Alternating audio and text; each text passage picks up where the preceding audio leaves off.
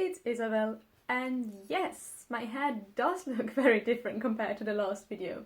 It was getting too long, it had to go, but that's not what I actually wanted to talk about.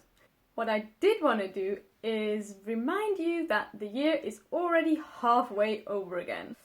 I know, right? But that means that it's not only time for me to complain about where the past 6 months have gone, but it's also time for the Mid-year Book Freakout Tag.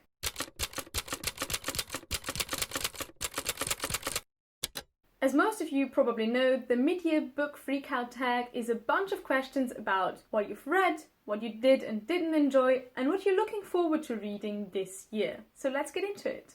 Question number 1 is the best book you've read in 2020. Now, I just couldn't go with only one. I had to pick 2. And the reason for that is that I think I enjoyed these books so much because I read both of them shortly one after the other, because they are both about the same topic. And the books are Erebus by Michael Palin and The Terror by Dan Simmons. And they are both about the Franklin expedition. The Franklin expedition was an expedition in 1845 that had the goal to find a passage through the Arctic, and it went horribly wrong. Both the ships involved and the whole crew disappeared. Erebus is non-fiction, and it follows the story of the ship Erebus all the way from when it was built to when it disappeared during the Franklin expedition and when it was found again in 2014. So Erebus gives you all of the facts surrounding the ship and the expedition, but it's also written in a very entertaining way, and it's a great way to learn about this expedition if you're interested in the facts. The Terror, on the other hand, is supernatural horror, and it kind of fills in the gaps and imagines what might have happened in the Arctic while the crew was stranded there. So the 2 books complement each other very well, and I would recommend reading them both, because then you get the facts and also an adventure story with some supernatural elements, and it's really a fun read. Question number 2 is the best sequel you've read in 2020. Now, I don't read that many series, so I struggled with that question a bit, but then I remember that earlier in the year I read Borne by VanderMeer, and then I also went on to read the sequel, Dead Astronauts, also by VanderMeer. And in true VanderMeer fashion, both of these are wild and very difficult to describe. So they are both set in a dystopian city where a company that builds dangerous creatures has taken over, and we follow both humans and creatures trying to survive in this environment. Now, these books are definitely not for everyone, but they are exactly the kind of weird that I was looking for. Question number 3 is a new release that you haven't read yet, but want to. And the first book that came to my mind is one that I just recently got from the library, and it is A Registry of My Passage Upon the Earth by Daniel Mason. What first drew me in was the cover of the book, because it's amazing. And then I read the blurb, and then I wanted to read it even more. So let me just read you the blurb as well, because I think that describes it a lot better than I ever could. A Registry of My Passage Upon the Earth is a collection of interlaced tales of men and women as they face the mysteries and magic of the world. On a fateful flight, a balloonist makes a discovery that changes her forever. A telegraph operator finds an unexpected companion in the middle of the Amazon. A doctor is beset by seizures, in which he is possessed by a second, perhaps better version of himself. And in Regency London, a bare-knuckle fighter prepares to face his most fearsome opponent, while a young mother seeks a miraculous cure for her ailing son. Now, I'm a tiny bit hesitant about it because I don't always like short stories, but when I find a really good collection, I do love them. And these stories just sound like the kind of thing that I would like to read about, so I have really high hopes for this one. Question number 4 is my most anticipated release for the rest of the year. And I have a few of them, but the one that I am most anticipating is The Devil and the Dark Water by Stuart Turton. The reason why this is on my anticipated list is because I've read Stuart Turton's last novel, which is called The Seven Deaths of Evelyn Hardcastle, and this has some Agatha Christie vibes, but also some sci-fi elements, and it has so many twists and turns and was so much fun to read that I just knew that I would want to pick up whatever he writes next. And the short blurb for The Devil and the Dark Water is: a murder on high seas, a detective duo, a demon who may or may not exist. So the book is set in the 1600s on a ship, and a detective investigates strange occurrences on his voyage. Again, this gives me some murder mystery vibes, but it also sounds like it may or may not have some supernatural elements, and I really hope that, like with the last one, it has some unexpected elements that just make this story different than a classic murder mystery. Going from anticipated to disappointing reads, question number 5 is the biggest disappointment. And the book that I've chosen for this one is The Word for Woman is Wilderness by Abby Andrews. And from the blurb, this one really sounded like a book that I would love, because it is about a girl who decides to travel alone to Alaska to prove that not only men can have wilderness adventures. But unfortunately, this turned out to be more musings about life than adventure story, and some aspects of it did resonate with me, but I really didn't agree with others.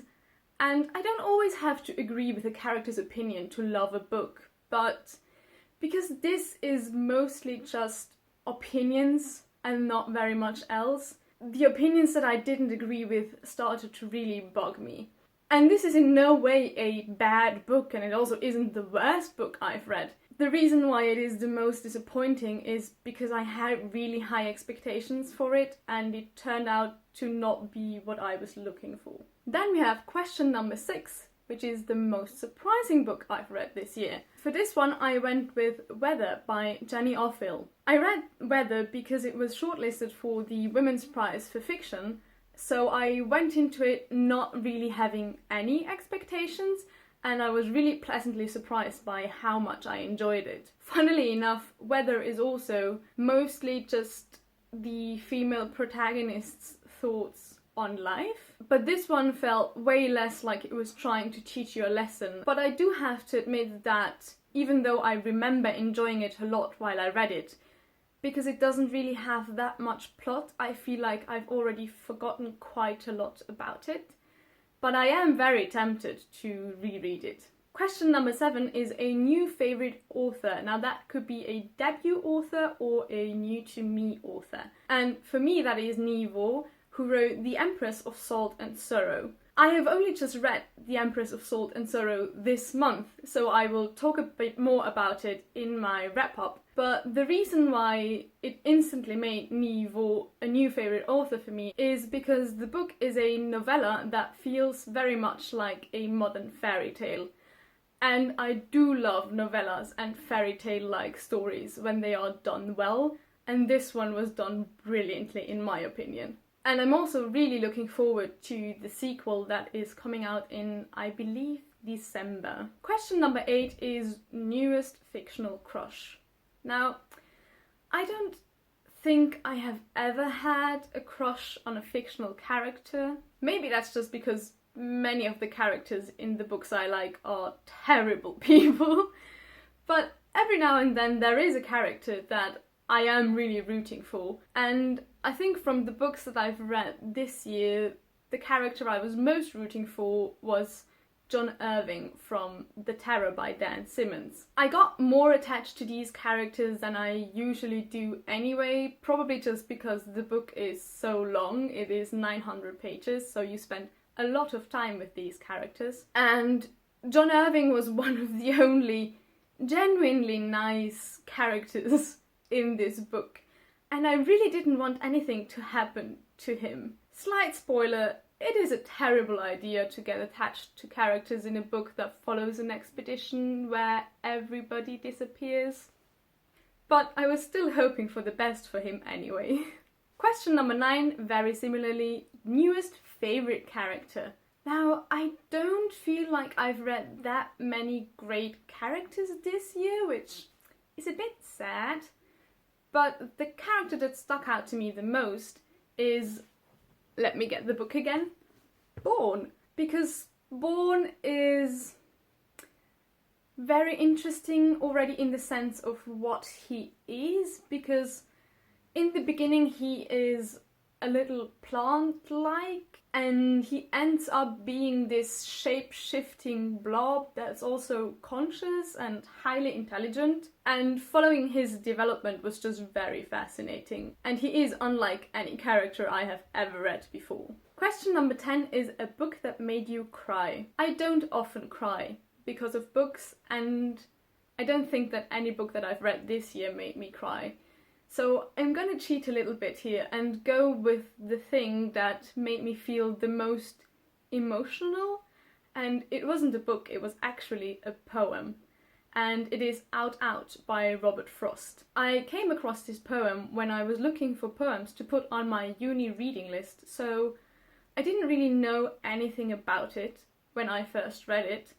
And I think that contributed to the impact it had on me. And I still get goosebumps just thinking about it. So I won't really say much more about it, but I will put a link in the description if you want to go and read it for yourself. Question number 10 is a book that made you happy. And for me, it is definitely the Lumberjanes graphic novels. So far, I've read the first 3 of them, and they all follow a group of Girl Scouts camping out in the woods and battling monsters. The graphic novels are all about the power of friendship and these girls banding together and fighting, and they're just very wholesome and heartwarming. And as we know, I always appreciate some strong female characters. Question number 12 is the most beautiful book you've bought this year, and that is definitely Sal by Mick Kitson. And this cover is illustrated by Robert Hunter. And I have actually read it, and I also really enjoyed the story.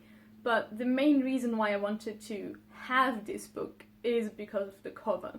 I have read a graphic novel by the illustrator Robert Hunter before. Let me just find that. There we go. I read The New Ghost, which is a very short graphic novelette.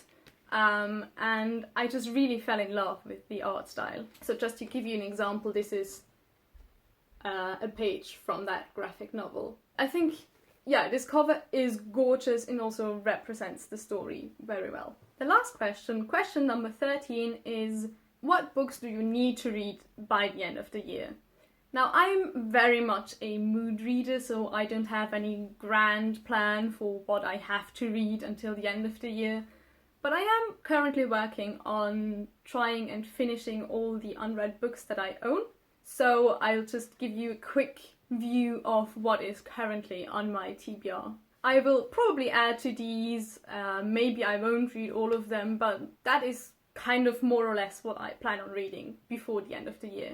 And that's it for the Midyear Book Freakout Tag. If you do this as well, please tell me. I love seeing what everybody has read and is looking forward to reading. I hope you enjoyed my answers to the tag, and I'll hopefully see you in my next video. Bye!